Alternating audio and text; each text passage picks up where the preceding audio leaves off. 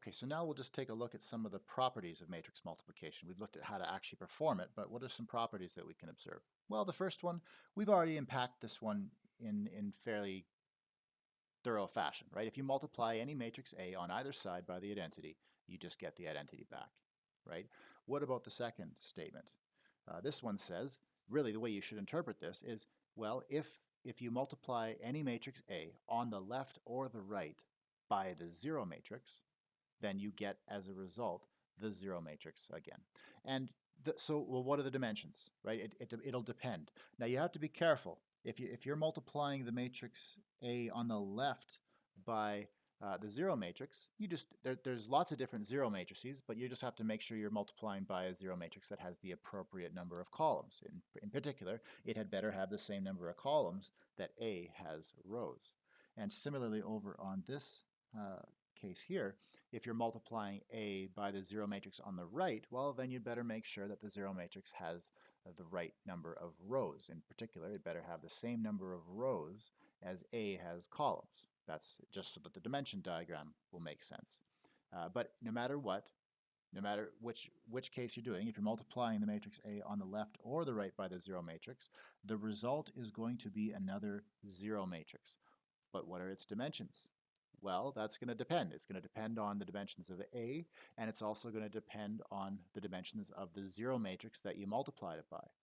But no matter what, it's going to be a zero matrix. And this is one of those cases where the dimensions they're not clear to us because we don't know what the matrix A is and we don't really even know what's being multiplied. But if this were actually taking place in a specific case, then we would. And in that case, the context would determine what the dimensions would be. So that's why in this, you'll typically see this property written without the dimensions specified because what matters is you're going to get the zero matrix. Okay, that's what that property is saying. Now, what about this third property? This is referred to as the associativity of multiplication. And really, what it says is, okay, what is happening? We're multiplying, not associatively, I better not talk and write at the same time, the associativity of matrix multiplication. So the issue is this: I've got three matrices and I want to multiply them. Well, matrix multiplication is a binary operation, which means it takes two matrices as input and gives you back a matrix.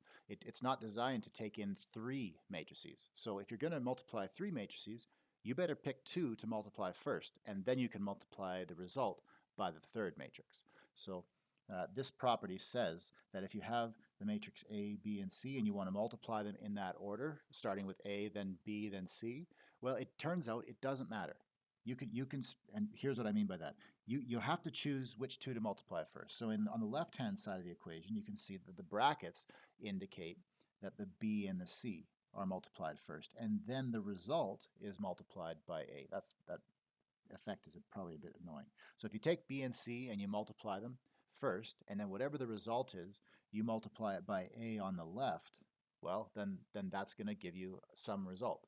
Now the right-hand side, we're choosing to multiply A and B first. And then, well, once that product is done, then multiply the result by C. The property that's being stated here, property 3, is saying that those two quantities are equal. And it doesn't matter where you put the brackets. Do you want to multiply the B and C first, or do you want to multiply the A and the B first? This property, the associativity of multiplication, says that it does not matter which one you pick. They'll both give you the same result, which is good. That means you can just write A, B, C to multiply all three without specifying the order of the brackets. So that's helpful. It actually turns out that if you really want to be picky, we couldn't even define powers without knowing this fact is true, although I glossed over that a bit when we were introducing powers, and that's okay.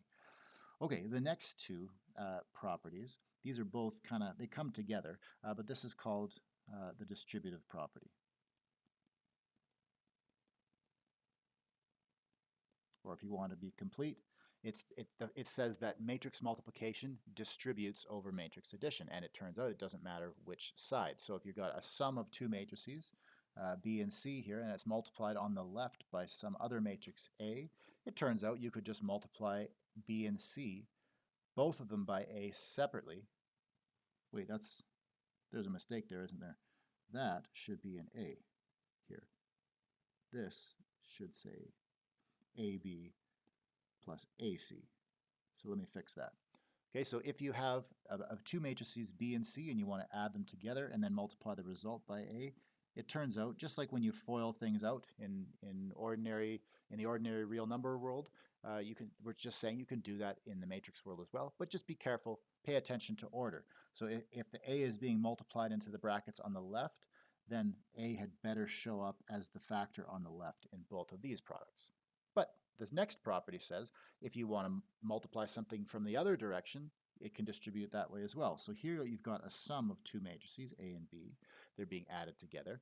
And then you've got a matrix C multiplied on the right. Well, this property just says you can distribute the C into the brackets as you normally would. But again, you have to pay attention to the order now. You never did before. In the case of real numbers, you didn't really have to worry about the order too much, because in multiplication in the real number world doesn't care about order, but multiplication in the matrix world does care about order. So that's what this property is saying. So just one last thing, notice that C is the factor on the right here, so it had better be the factor on the right in both of those two terms as well. So that's the distributive property in action. It just says that addition and multiplication interact in a very nice way.